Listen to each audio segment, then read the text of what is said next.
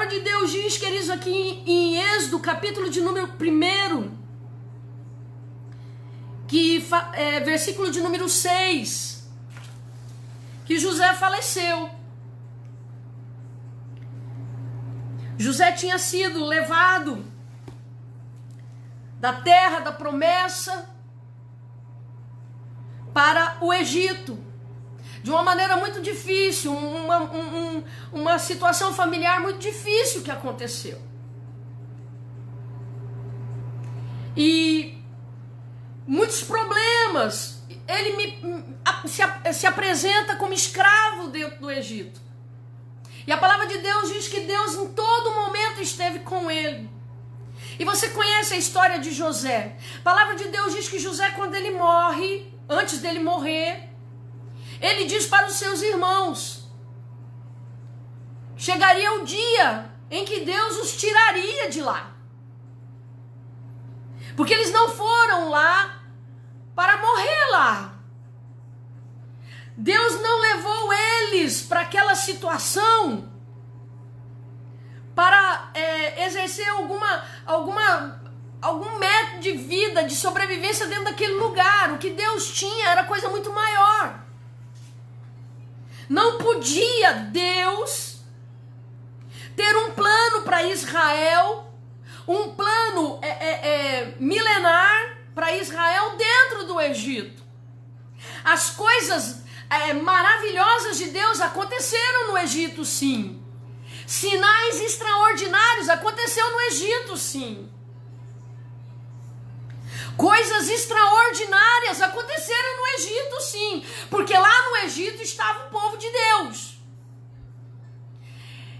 Era simplesmente Deus dizendo assim, ó: vocês estão aqui, eu vou abençoar vocês, eu vou cuidar de vocês. Porém, não é aqui o lugar da vossa permanência. E a palavra de Deus diz que José chama os irmãos porque ele queria dizer para eles: olha, quando Deus nos tirar daqui, não esqueça de levar os meus ossos. Porque eu não quero que nada fique aqui. E nós vimos passar muito tempo, mas tudo aquilo, queridos, tudo aquilo que é trabalhado por Deus, não importa onde nós estejamos, tudo aquilo que é feito pelas mãos de Deus, pelo agir de Deus, pelo querer de Deus, ele vai prosperar, ele vai continuar andando, ele não vai ficar estagnado. Deus começa a mover situações, e a gente chega aqui em Êxodo, onde nós vimos esse final de história de José. José faleceu, está aqui no capítulo de número 1 de Êxodo, versículo 16, faleceu José e todos os seus irmãos. E toda aquela geração, passou-se uma geração. Todo mundo que sabia dos feitos de Deus, ou que tinham presenciado, aliás, os feitos de Deus, havia morrido. Só restou história. Só restou pessoas que sabiam do que tinha acontecido, mas não tinham vivido naquele momento. A palavra de Deus diz, queridos, que aquela geração se passou, mas os filhos de Israel se frutificaram e aumentaram muito, e multiplicaram-se e se tornaram sobremaneira fortes, de modo que a terra se encheu deles. A terra se encheu deles. E a palavra de Deus diz, queridos, que o diabo entra no coração de Faraó. Por que eu digo o diabo entra? Não está escrito isso aqui. Mas uma pessoa, para ter um plano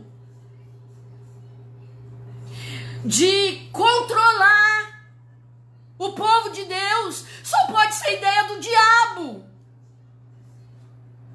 Ora, o diabo percebe que aquele povo crescendo absurdamente, aquele povo dominaria a terra porque eles tinham Deus.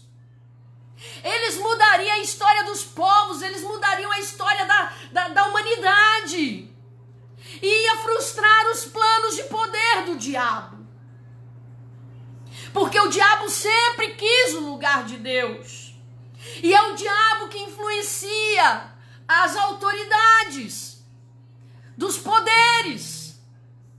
E a palavra de Deus diz, queridos, que esse homem começa a olhar aquela situação. Esse homem poderoso do Egito, Faraó, começa a perceber que durante muito tempo, depois daquela seca terrível, depois daquela desgraça toda que aconteceu na humanidade naquele momento da história, que havia se passado das gerações dos faraós, que tinham vivido aquele momento, onde o mundo teve escassez, e o Egito, pelo poder da autoridade de Deus, porque José foi parar lá dentro, e a mente de Deus estava lá com José, a mente de capacidade de inteligência, capacidade de governo, capacidade de visão, de salvação.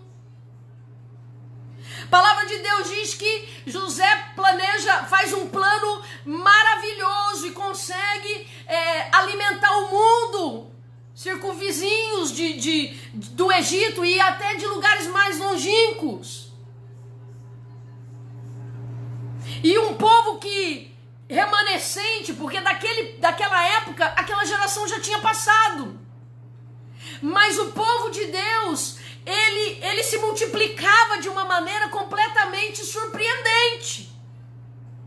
O povo de Deus, ele se manifestava em força, vigor, capacidade mental, de se subsistir, de criação das coisas.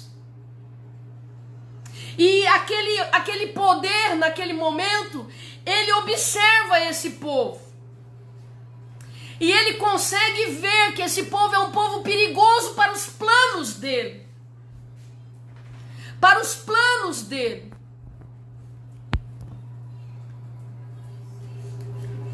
E quando nós observamos, deixa eu só dar uma pausinha aqui, porque minha garganta tá. Eu queria que o pastor Fábio fizesse um tereré para mim aqui.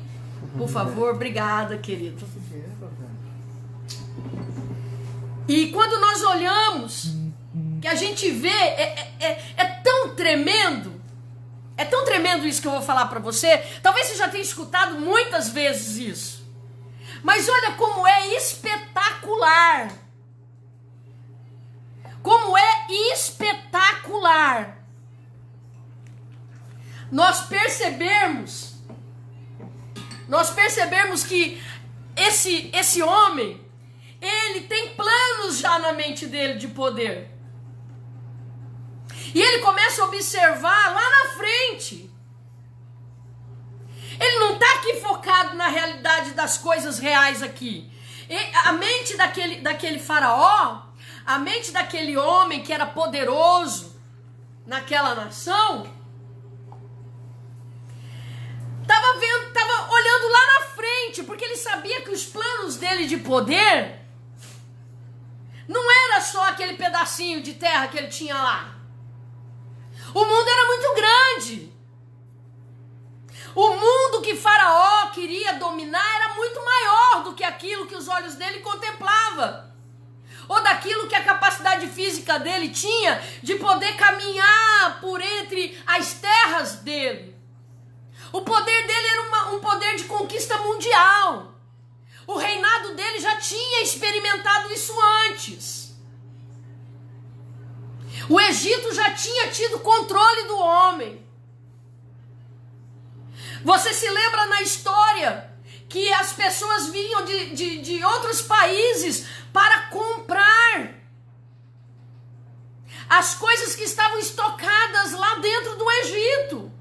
Chegou uma hora, queridos, que eles não tinham mais o que dar e eles se entregaram como escravos. Eles disseram assim: olha, nós não temos mais nada para trocar, nós não temos mais dinheiro, não temos mais mercadorias, não temos mais cavalos, bois, camelos, nós não temos mais nada. Muito pelo contrário, nossas terras estão lá abandonadas, sequíssimas, destruídas. E nós estamos aqui com o nosso povo, dizendo para você: ó Faraó, ó grande Faraó, nos aceita aí, a gente trabalha para você em troca de comida. O Egito já tinha conhecido O Egito já tinha conhecido o domínio do mundo.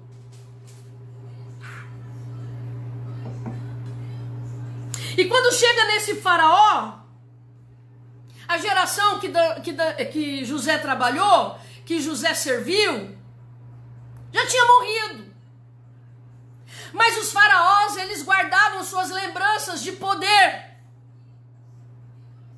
E a palavra de Deus diz, queridos, que esse faraó olha para aquelas pessoas que se multiplicavam e que eram fortes, e eles enxergavam muitos homens. Eles sabiam que a força de Israel estava nos homens. E eles começaram a observar, e esse faraó disse: nós precisamos fazer alguma coisa para diminuir essa população. Porque senão, olha o plano futuro. As ações que ele ia começar a fazer ali no Egito contra o povo de Israel não era uma ação para resolver um problema presente. Para resolver, para ter poder naquele momento.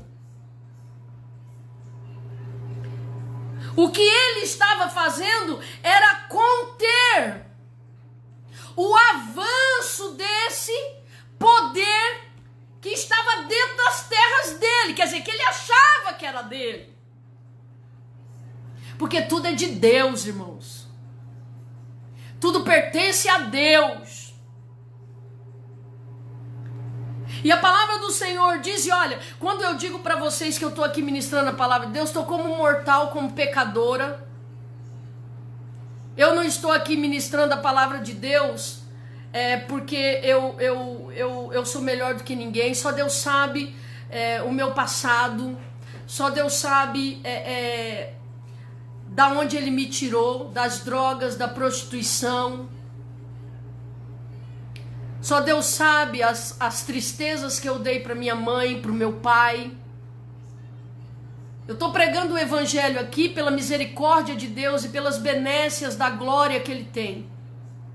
Estou pregando esse evangelho aqui com muita humildade. E declarando que hoje nós olhamos para essa palavra e a gente percebe que o diabo tem suas estratégias. Quando a gente diz que o povo cristão ele é perseguido, dá impressão na boca de pessoas que não tem isso que eu vou colocar como chave da pregação, que lhes falta isso que eu vou dizer, que eu já vou dizer qual é a palavra que vai dar o fechamento e permeia toda essa palavra, que é o temor a Deus. As pessoas que estão dentro da igreja, e elas acham que quando a gente diz que a igreja está sendo perseguida, as pessoas que ficam pensando que nada, todo mundo está passando pelas mesmas coisas. É porque não conhece uma série de situações bíblicas. Não conhece a Bíblia. A palavra de Deus diz, queridos, que quando nós meditamos nessa palavra, Deus revela para nós seus desígnios. E olha o que Ele está mostrando para a gente nessa noite. Faraó, ele olha para aquela situação e ele começa a falar de uma situação futura. Eu preciso fazer algo agora. Eu preciso tentar resolver essa situação agora. Porque senão lá na frente eu não consigo mais dominar esse povo. Esse povo vai se juntar com outros povos e irão nos derrotar. Por que ele estava temendo o povo de Israel? Será que era só porque eles se multiplicavam? Não, queridos, era pelas histórias que estavam na mente deles. Desse Deus extraordinário. Desse Deus que é um Deus maior do que todo faraó. E esse povo servia a esse Deus. Eu tenho certeza que faraó começou a escutar que estava difícil conviver com eles, porque agora eles deram de orar a um Deus aí, e eu acho que é aquele Deus de José. Tá difícil, Faraó. E a palavra de Deus diz que ele começa a machucar o povo, começa a interferir de uma maneira brutal na vida do povo. Pois bem, ele vê que isso não adianta. Ele vê que isso não adianta, isso não tira a esperança deles de pedir socorro a Deus. Isso não lhe tira a esperança. E a palavra de Deus diz que ele tem um plano maravilhoso, né? O diabo sempre tem um plano maravilhoso. Ele começa a pensar, olha, a gente já oprimiu eles, a gente já cerceou a liberdade deles, já tentamos de todas as maneiras, castigamos eles fisicamente, fizemos com que eles sentissem o cansaço físico, mas eles não morrem. Eles não morrem. E a palavra de Deus diz, queridos, que ele tem um plano. Eu quero te dizer uma coisa, só o diabo dá plano dessa maneira para um homem. Isso aí só pode ser estratégia de Satanás. Quem era o orientador desse faraó? Satanás. Satanás dá uma ideia para ele, mata esse povo, mata esses homens. Mas Faraó já tinha medo deles. Você acha que aquele povo, quando estava trabalhando na roça, porque o texto diz que eles trabalhavam, quando aquele povo estava amassando barro, quando aquele povo estava fazendo as tarefas e as opressões, você acha que eles não cantavam, não? Você acha que eles não falavam como um povo de Deus? Na hora da dor, na hora da angústia? Dá-lhe uma ideia. Vamos matar. Só matando que a gente consegue frustrar. E olha que ideia tremenda, gente. Olha que ideia muito parecida com as ideias dos abortistas, né? Porque tem cristão, queridos, nas lives que eu vou fazer nas quartas-feiras, eu vou falar sobre conservadorismo. Quando nós estamos num momento da história em que tem crente que acha que o aborto em alguma situação ela é válida. Aí você fala, missionário, tem casos, nós vamos conversar sobre isso. Ele tem uma ideia de matar as crianças na hora que as crianças nascem. E exemplo, tinha que ser somente os homens. Eu quero que você imagine quando esse decreto saiu. Como que foi recebido nessa comunidade?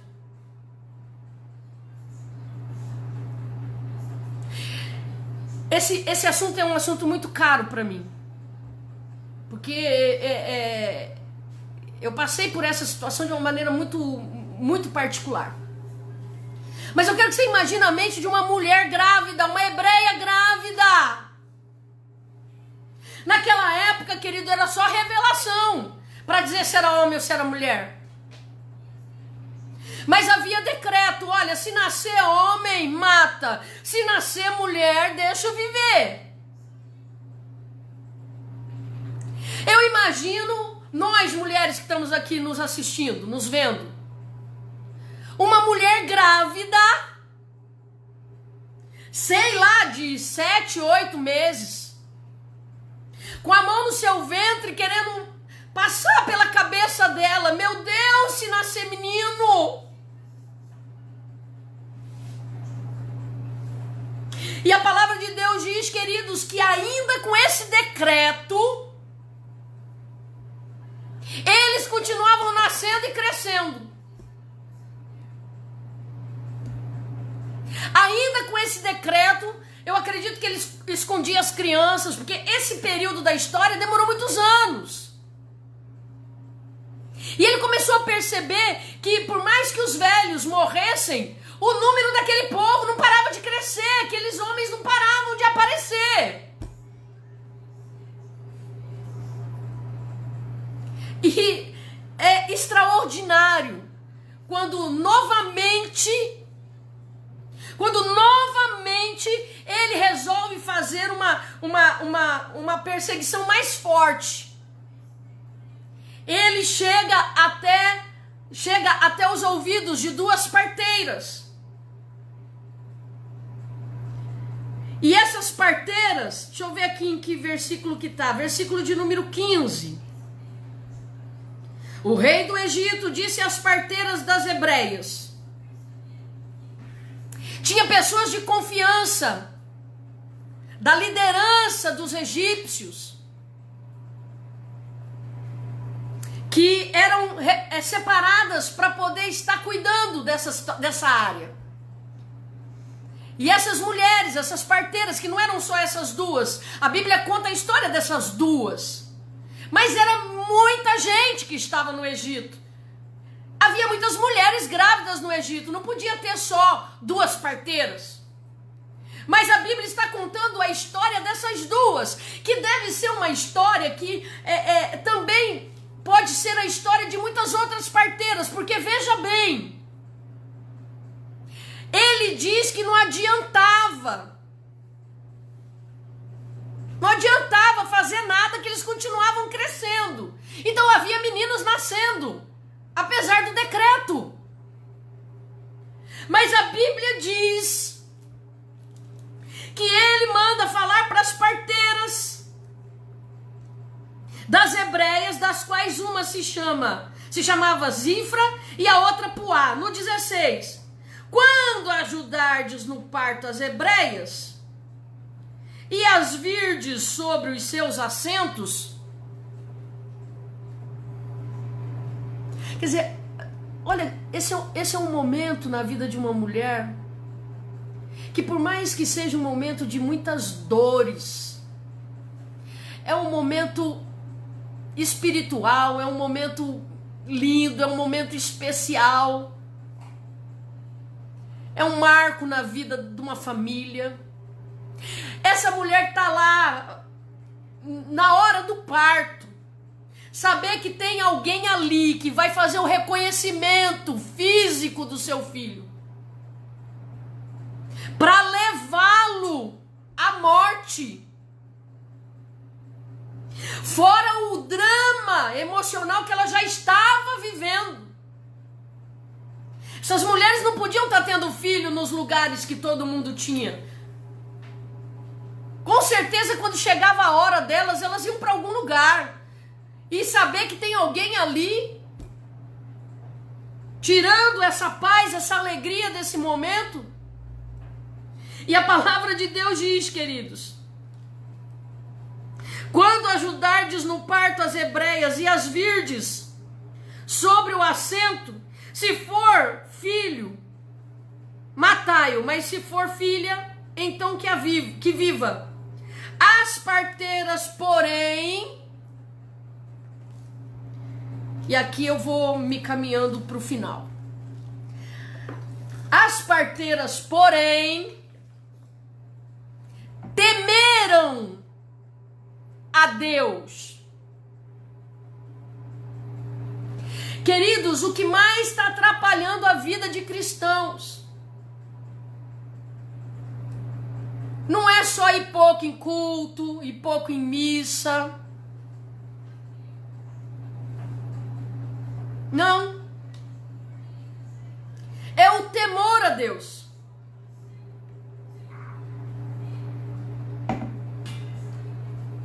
O temor a Deus. Quando nós temos temor a Deus, nós não tomamos atitudes que contrariem o seu mandamento.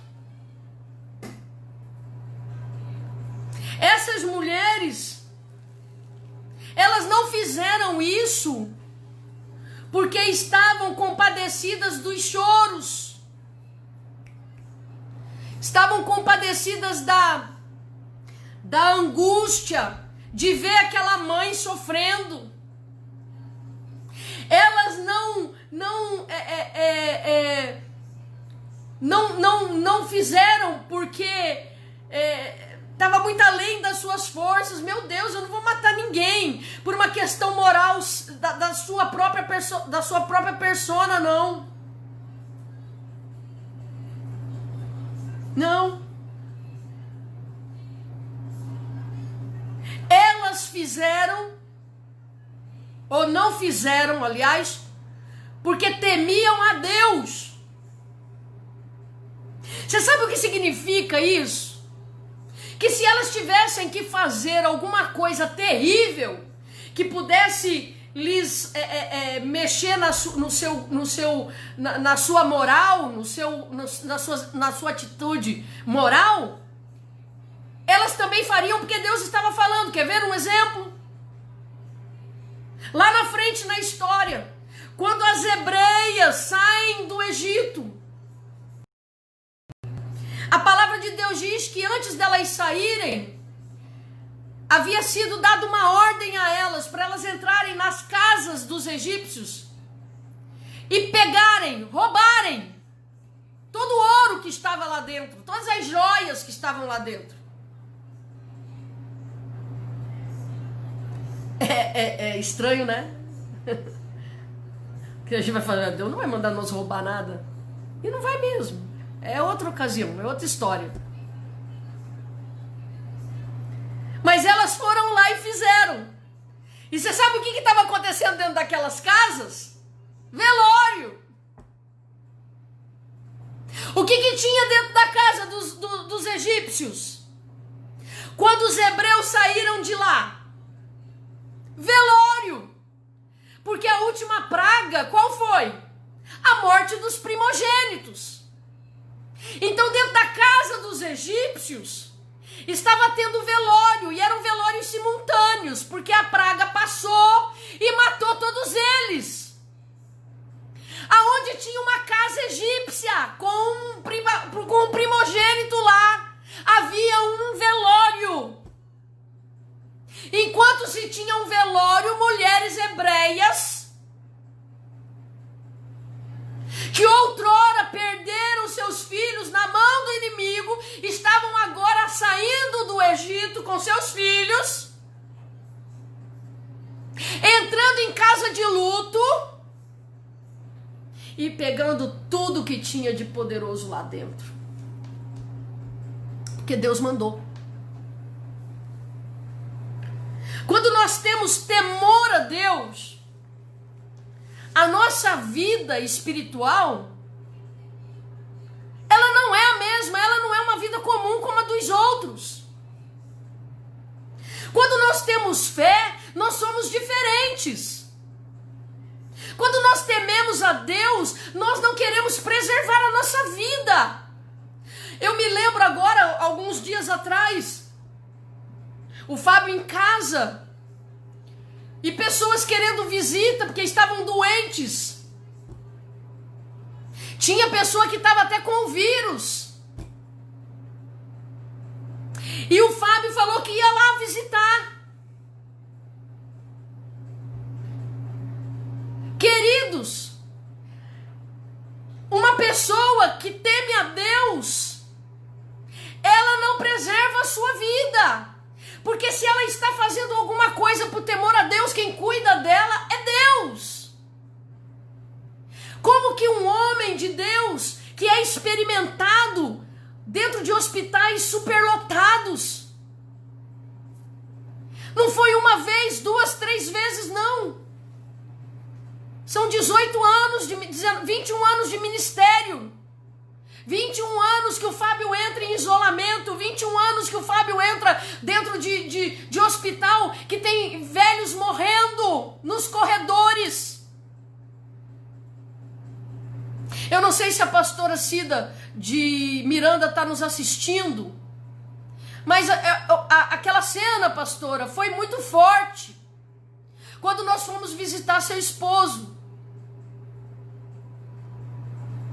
O pastor já está falecido, já há alguns anos. E nós tivemos no HU.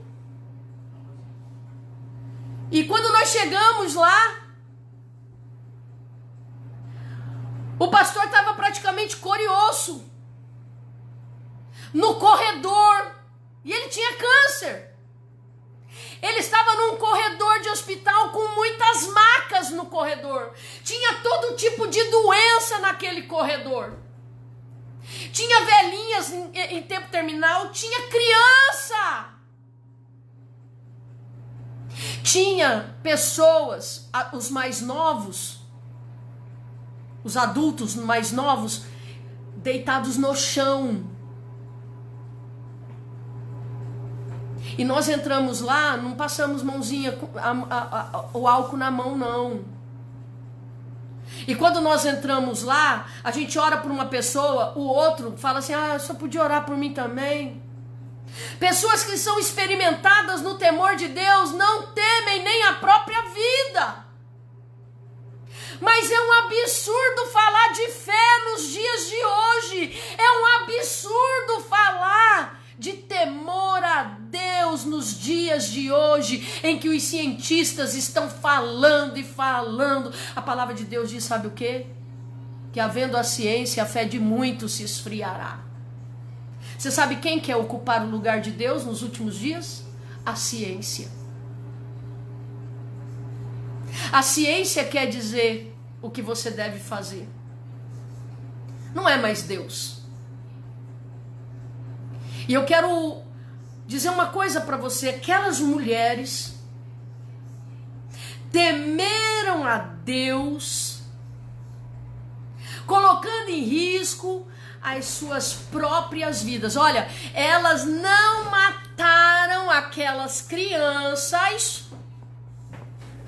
ou não pegaram aquelas crianças e levaram para quem iria matar, porque elas estavam com dó das hebreias.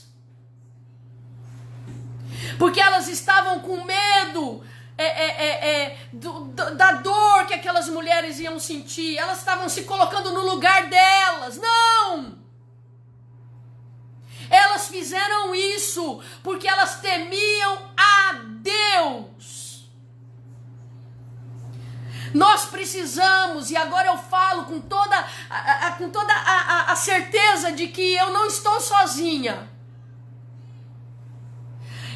Esse momento da nossa história em que nós estamos vivendo, Deus está querendo achar no meio de nós. Deus está procurando no meio de nós homens e mulheres que defendam o seu evangelho, temendo a Deus,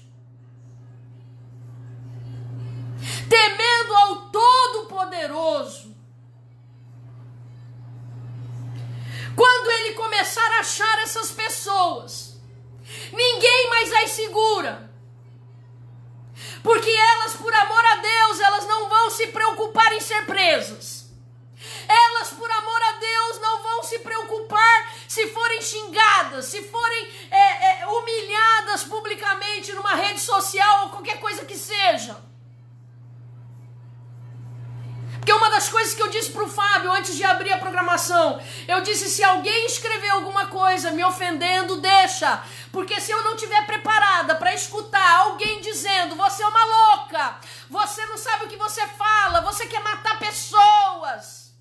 Se eu não estiver preparada para isso, eu não sou uma dessas escolhidas.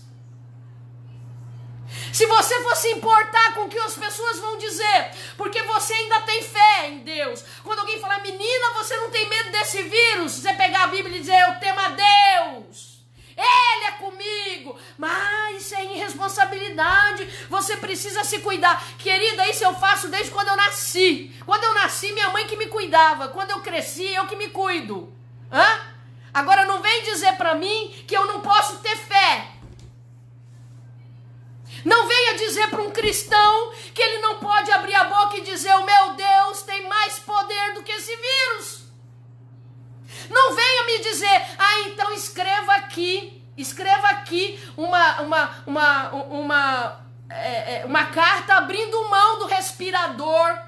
Querido, eu respiro há... Quantos anos eu tenho mesmo, bem? 49. 48.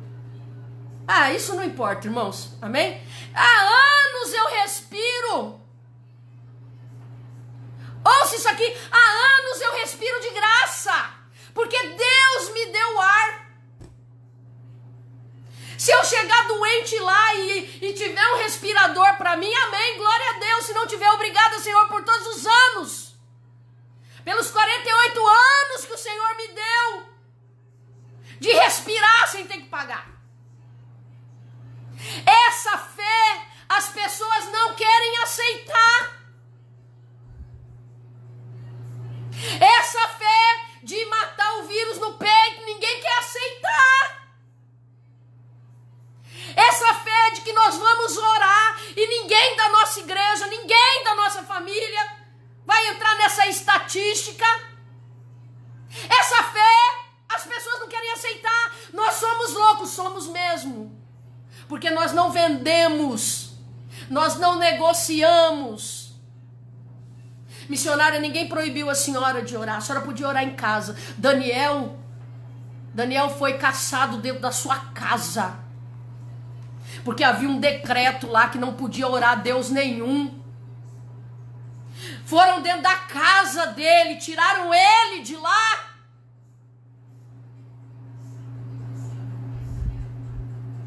Ou você se esqueceu disso? Ou você se esqueceu que foram os prefeitos, os governadores, a liderança política? A liderança política da época de Daniel, que fez com que ele fosse parar lá dentro daquela cova dos leões. Eu quero profetizar na tua vida nessa noite. Que você possa somar junto comigo. Num povo que ainda que é insignificante, porque nós, irmãos, nós estamos longe de ser uma influência para toda a cidade. Eu estive dizendo esses dias dentro da minha igreja, eu não sou nem considerada profeta. Talvez você que está me ouvindo não seja nem considerado profeta. Talvez o teu nome é a mulher do pastor. Talvez o povo da tua igreja não saiba nem teu nome, só sabe que você é a mulher do pastor. Talvez você vai estar falando para 2, 3 pessoas, mas eu quero que essas 2, 3 pessoas escuta de você que o teu Deus não vai abandonar o povo dele nessa batalha. E que não é para nós temermos as prisões, não é para nós temermos o homem, que nós temos sim que respeitar as autoridades para ter um convívio natural, harmônico, para que a gente possa viver numa sociedade minimamente organizada, mas que nenhum homem vai tomar o lugar de Deus na nossa vida. Nenhum homem vai fazer altar dentro do nosso coração. E eu espero que você esteja como essas 2 mulheres, que no momento da grande provação, elas temeram foi a Deus. Elas não olharam para a situação humana, não. Ah, coitadinha das mulheres que vão perder seus filhos, porque eu estou aqui e vou levá-los. Irei levá-los. Ah, eu não vou fazer isso porque coitadinha delas. Olha, eu sou uma moça tão nova com um filho, quantos planos essa mulher não tem, e eu vou estar aqui destruindo. Eu não vou fazer isso. Eu não tenho coragem. Ai, meu Deus, eu não tenho coragem de fazer isso. Não. Elas tinham coragem, sim. Elas tanto tinham coragem de pegar aquelas crianças e matá-las, como elas tiveram coragem de colocar a vida delas em risco de morte para poder fazer a vontade de Deus e não temer a Deus. Amém, queridos? Que bom ter compartilhado com você esse momento. Queria orar com você nesse momento, pedir a Deus. Nesse momento eu quero que você entenda que Deus conta com você. Deus conta com a tua ousadia. Sabe, Deus conta com a tua ousadia, com a tua coragem. E eu quero junto com você fazer essa oração agora. Espírito Santo, Eu me coloco nesse momento junto com os meus irmãos, com as minhas irmãs. Tantas pessoas que fazia tempo que eu não via, Senhor, e eu pude ver aqui comigo. Estão compartilhando desse momento. Esse momento de meditação, nesse momento de pensar comigo sobre a palavra de Deus. Quero te agradecer, Senhor. Quero que o Senhor abençoe esses meus irmãos que querem ser corajosos, meu Pai, nesse momento. Que querem tomar atitudes que te glorificam. Que quer falar que o Senhor é grande, que o Senhor é bom, que o Senhor já esteve presente em muitas épocas onde teve peste, onde teve todo tipo de atrocidade. O Senhor estava lá e livrou os seus. E que o Senhor levante homens, mulheres, jovens, crianças, destemidas, que temem o teu nome e defendam o teu evangelho. É o que eu te peço, meu Pai, nessa noite. Obrigada por essa oportunidade. Me prepara cada dia mais. Que o Senhor possa trazer para essa programação pessoas que estão afastadas dos teus caminhos. Pessoas que há muito tempo não estão indo na igreja, mas que te ama, que quer estar contigo e que está sem forças. Traga para junto de nós, Pai. Em nome do Senhor Jesus Cristo. Que assim seja.